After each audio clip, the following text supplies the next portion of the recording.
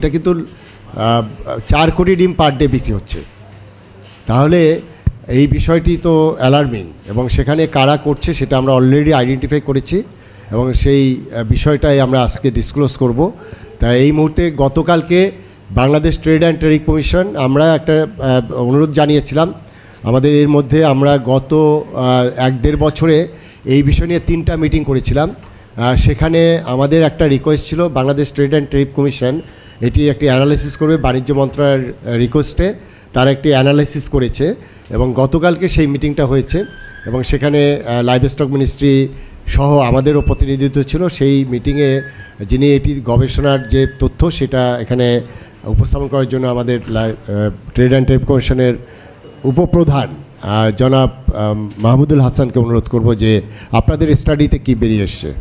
তো যে বিষয়গুলো এখানে আসছে আমাদের এখানে, আমরা যদি কিছু বলতে চাই এখানে যে কোন কোন জায়গায় প্রবলেমগুলো হচ্ছে সেটা যদি আমরা দেখতে চাই, তো স্টাডিতে একটা জিনিস দেখছি যে আসলে একটা ডিমের উৎপাদন খরচের মানে প্রায় 80% হচ্ছে আমাদের ফিডের কস্ট। যে আমরা যেটা হচ্ছে ডিম উৎপাদন করি, ডিমের উৎপাদিত মূল্যের ফিডে প্রায় 80% কস্ট ইনকার্ড হচ্ছে, যে কস্টটাকে আসলে আমাদের মিনিমাইজ করা উচিত। যেখানে আমরা যদি আমরা একটা ভালো জায়গায় নিয়ে আসতে পারি সেই ক্ষেত্রে হয়তোবা আমরা ডিমের দাম কমাইতে পারবো। যে জায়গাতে আমরা দেখছি যে আসলে পার্শ্ববর্তী দেশ ইন্ডিয়াতেও একটা ডিম উৎপাদনে যে পরিমাণ ফিডের কস্ট হয়, সেই ফিডের প্রাইসটা আসলে আমাদের এখানে কী ফিড কী দামে বিক্রি হচ্ছে, ইন্ডিয়াতে কী দামে বিক্রি হচ্ছে, সেই জিনিসটাও কিন্তু অ্যানালাইসিস করা হয়েছে। সেখানেও আমরা দেখতেছি যে আসলে আমাদের দেশে ফিডের কস্টটাও কম্পেয়ার টু আদার কান্ট্রিজ, আমরা যদি অন্যান্য দেশের সাথে তুলনা করি সেই ক্ষেত্রে ফিডের কস্টটাও কিন্তু আমাদের এখানে মনে হয়েছে যে বেশি।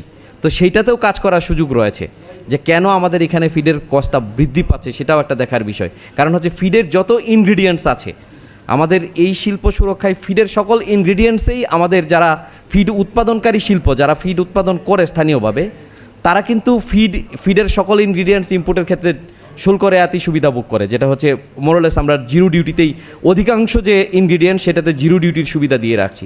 এছাড়া ফিড উৎপাদনে যে ধরনের মেডিসিন লাগে সেটার ক্ষেত্রেও কিন্তু আমরা জিরো ডিউটি দিয়ে রাখছি। এছাড়া হচ্ছে উৎপাদন সংশ্লিষ্ট সকল ধরনের যে ধরনের ইনস্ট্রুমেন্ট প্রয়োজন হয় সেটাতেও আমাদের রেয়াতি সুবিধা দেওয়া আছে। মানে সরকারের তরফ থেকে এই শিল্পের উৎপাদন বৃদ্ধির জন্য সকল সুবিধা দেওয়া হয়েছে, যেটা প্রাণী সম্পদ থেকে ইতিমধ্যে বলা হয়েছে যে আমরা উৎপাদন যা আমাদের ডিমান্ড তার চেয়ে সারপ্লাস প্রোডাকশনের সক্ষমতা আমরা অর্জন করেছি। মেন প্রবলেম যেটা হয়েছে যে প্রোডাকশন সক্ষমতা আমাদের বেড়েছে, বাট প্রাইসটাকে আমাদের মানে অ্যাফোর্ডেবল জায়গাটাতে রাখতে পারি নাই, যে আমরা কম্পিটিটিভ প্রাইসই নিয়ে আসতে পারি নাই, কম্পিটিটিভ প্রোডাকশনটা বানিয়েছি। যদি ওই প্রাইসটাকে আমরা জায়গায় নিয়ে আসতে পারি সেই ক্ষেত্রে কিন্তু আমরা ইনফ্লেশনের উপরও যেরকম প্রভাব আসবে সেই ক্ষেত্রে আমরা এক্সপোর্টের দিকটাও চিন্তা করতে পারবো। বাজার ব্যবস্থাপনার যে বিষয়টা চলে আসছে যে আমরা ইয়াতে রেখে একটা ভ্যানের মধ্যে রেখেই সেটা 3 বার সেল করা, 3 টাইম সেল করা প্রোডাক্টের উইদাউট এনি মানে ডিস্ট্রিবিউশন, মানে একটা স্থানান্তরিত না হওয়ার আগেই 3 বার প্রাইস চেঞ্জ হওয়া, এটা আসলে কনজিউমারের জন্য একটা বিরাট পানিশমেন্ট। অবশ্যই স্যার এই বিষয়ে ফার্দার স্টাডি করে এই জায়গাগুলোকে বাজার ব্যবস্থাপনার উপরেও যেরকম হাত দিতে হবে, অ্যাজ ওয়েল এস যেটা আমরা বের করেছি উৎপাদন পর্যন্ত সেই জায়গাতে যে ড্রব্যাকগুলো বের করা হয়েছে।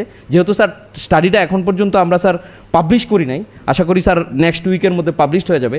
তো ওই জায়গায় যে ড্রব্যাকগুলো বের হয়ে আসতেছে ওইটার উপর যদি নজর দেওয়া হয় সেই ক্ষেত্রে মনে হয় স্যার প্রোডাকশন কস্টটাও যেরকম কমবে এবং ফার্দার যে স্টাডিটা আসতে পারে সেটা হচ্ছে স্যার ডিস্ট্রিবিউশন চ্যানেলের উপরে। এটা যদি করা হয়, এই 2টা স্টাডির আউটকাম বিবেচনা করে যদি আমরা স্যার প্রয়োজনীয় মিজান নিতে পারি, আশা করি স্যার এই সমস্যাগুলোর সমাধান হবে। ধন্যবাদ স্যার। ডিমের বাজার নিয়ন্ত্রণের এই অথরিটি তাদেরকে কে দিয়েছে? এখানে এফবিসিসির সম্মানিত ডাইরেক্টর মহোদয় আছেন, আমি আশা করব যে আপনারা এই বিষয়ে ব্যবস্থা নেবেন। এখানে গোয়েন্দা সংস্থা আছে, আমরা সেই গোয়েন্দা সংস্থাকেও বলবো যে এই বিষয়ে খুব কঠোর ব্যবস্থা নিতে হবে এবং এই জায়গাটাই হলো সেই মূল জায়গা যারা এই এসএমএস নিয়ন্ত্রণ করছে। আমি এখানে তেজগাঁ আড়তদার সমিতির প্রতিনিধিরা আসছেন। হ্যাঁ, আমানুল্লাহ সাহেব আসেন। আপনি এই মিটিং কিভাবে আপনার করেছেন? এখানে আপনার ছবি আছে। এই মিটিং কিভাবে করেছেন আপনি এখানে এসে বলেন। এই অথরিটি আপনাকে কে দিয়েছে? যখন ডিমের বাজার উত্তাল হয় সংবিধায় বৈশা একটা সংবাদ সম্মেলন করেন এবং ডিমের বাজার নিয়ন্ত্রণ করেন, সেই সভাটাই কিন্তু এই ব্যানার, যেটা আমাদের ডিম সমিতির অফিসে করা হয়েছে। উনি ডিম কত করে কিনেছে কোনো একজন ব্যক্তি কোনো পাকা রসিদ দেখাতে পেরেছে? পাকা রসিদের জন্য আমরা কতবার বলেছি, আপনি এখানে কয়বার মিটিং আসছেন এবং আমাদের এখানে সমস্ত ডকুমেন্ট আছে। আপনাদেরকে বলা হয়েছে পাকা রসিদ রাখতে হবে। আপনি কয় টাকায় ডিম কিনেছেন আমরা কিভাবে বুঝবো? যে গত 15ই মার্চ 2024-এ কৃষি বিপণন অধিদপ্তর থেকে যে রেট নির্ধারণ করে দেওয়া হয় কাজী ফার্মস তখন থেকেই সেই রেট অনুসারে 9 টাকা 61 যে পাইকারি মূল্য আমরা সেই রেটে বিক্রি করতেছি।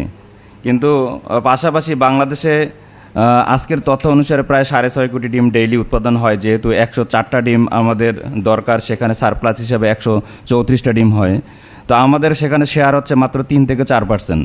তো আমরা যদি 9 টাকা 61 পয়সায় রেট বিক্রি করি, তো বাকি প্রায় 97% ডিম কিন্তু 11 টাকার উপরে বিক্রি হচ্ছে, যেটা আপনারাই পেয়েছেন আর কি। তো এই জন্য আসলে আমরা স্বাভাবিকভাবেই মার্কেট থেকে অনেক পিছিয়ে আসি।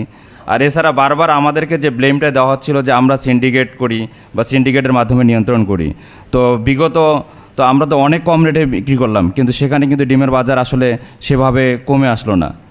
তো আলোচনায় যেটা পরিষ্কার হয়ে আসছে যে আমরা 10 টাকা 50 পয়সা দরে বিক্রি করেছি, যদি গত 1 মাসের কথা বলি।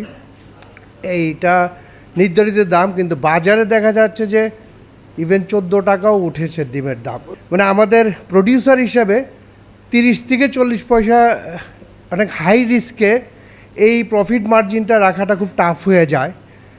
কিন্তু সেই ক্ষেত্রে আমরা প্রায়ই বলি যে ফিডের কস্ট, যদিও আমার প্রিভিয়াস বক্তা বলে গেলেন যে ওনাদের টোটাল কস্ট ইভেন 9 টাকা 61 পয়সা দরে বিক্রি করছেন।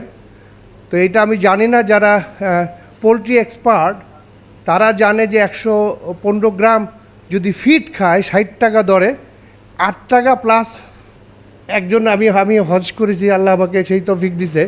তো একটা দোকানদার আমাকে বলতেছে যে আপনি সিন্ডিকেট, তা আমি বলছি না, দোকানদার সিন্ডিকেট।